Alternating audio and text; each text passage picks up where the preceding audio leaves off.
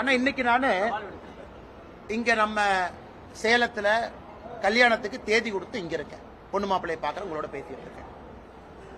நாளைக்கு காசி போறேன், காசி தமிழ் சங்கமம். கும்பமேளா போறேன். போயிட்டு கோயம்புத்தூர்ல அமித்ஷாஜி வர்றாங்க.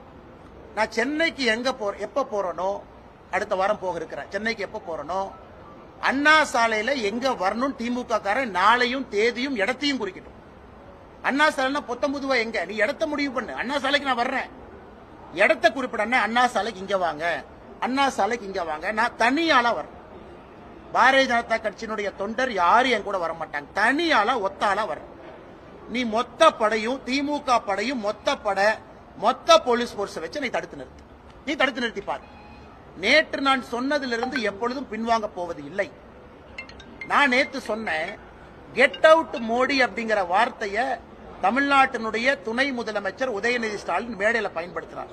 அவர் வாயிலிருந்து அவர் வரட்டும். இன்னைக்கு சமூக வலைதளத்தில் பார்க்கிறேன், ஒரு பக்கம் கெட் அவுட் மோடின்னு ஒரு குரூப், இன்னொரு பக்கம் பால்டாயில் பாபுன்னு ஒரு குரூப். 2 பேரும் சமூக வலைதளத்தில் கருத்து பரிமாற்றம் நடந்து கொண்டிருக்கிறது. நாளைக்கு காலையில் இன்னைக்கு முழுசுமா திமுக ஐடிவிங்க எல்லாம் சேர்ந்து நீங்க முக்கி இன்னைக்கு முழு ராத்திரி உட்கார்ந்து கெட் அவுட் மோடின்னு எவ்வளவு ட்வீட் போடுங்களோ போடுங்க.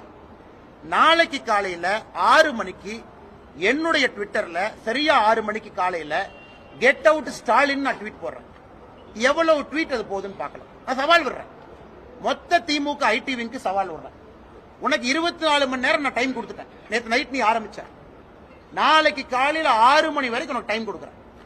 அரசு இயந்திரம் எல்லாத்தையும் பயன்படுத்தி கெட் அவுட் மோடின்னு எவ்வளவு ட்வீட் போட முடியுமோ போட்டுக்க. நாளைக்கு காலையில 6 மணிக்கு நான் ஆரம்பிக்கிறேன். என்னுடைய முகநூல்ல இருந்து கெட் அவுட் ஸ்டாலின், தமிழ்நாட்டிலிருந்து ஸ்டாலின் வெளியே போ. ஆட்சி செய்ய தெரியல, சட்டம் ஒழுங்க பாதுகாக்க முடியல, எங்கள் வீட்டில் இருக்கக்கூடிய குழந்தைகளுக்கு பாதுகாப்பு இல்ல, தரமான எந்த ஒரு வசதியும் இல்ல. அதனால ஸ்டாலின் அவர்களே, நீங்களும் தமிழ்நாட்டை விட்டு வெளியேறுங்கன்னு நாளைக்கு காலையில 6 மணிக்கு என்னுடைய முகநூல்ல கெட் அவுட் ஸ்டாலின் ஆரம்பிக்கிறேன்.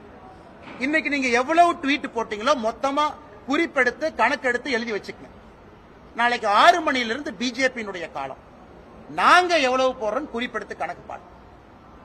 நீ போடுற ட்வீட்டுக்கும் பாரதிய ஜனதா கட்சியினுடைய தொண்டர்கள் பொதுமக்கள் போடுற ட்வீட்டுக்கும் எவ்வளவு வித்தியாசம் இருக்கு. நாளானைக்கு காலையில் இந்த பஞ்சாயத்தை முடிவு கொண்டு வரலாம்.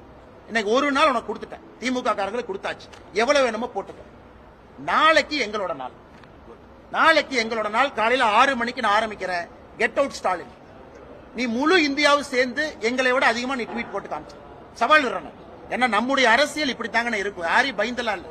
அதே போல அண்ணன் கேட்ட கேள்வி, அண்ணா நகர் 26ஆம் தேதிக்கு மேல திரும்ப தமிழ்நாட்டில் இருக்கேன். கும்பமேளா போயிட்டு வந்து நேரத்தை இடத்தை அண்ணா சாலையில இங்க வந்து காட்டுன்னு சொல்லு. 19 அண்ணா சாலையில நான் வர முடியும், வர்றேன். இடத்த சொல்லு, ஒரே ஆள் வர்றேன், எல்லாம் தடுத்து நிறுத்து. அதனால உதயநிதி ஸ்டாலின் அவர்களுக்கு அவருடைய பாணியில தான் இனி பதில். மரியாதை கொடுத்தா மரியாதை இல்லை என்றால் என்னுடைய வாயிலிருந்து உதயநிதி ஸ்டாலின் சம்பந்தப்பட்டமாக வரக்கூடிய வார்த்தையில மரியாதை இருக்காது.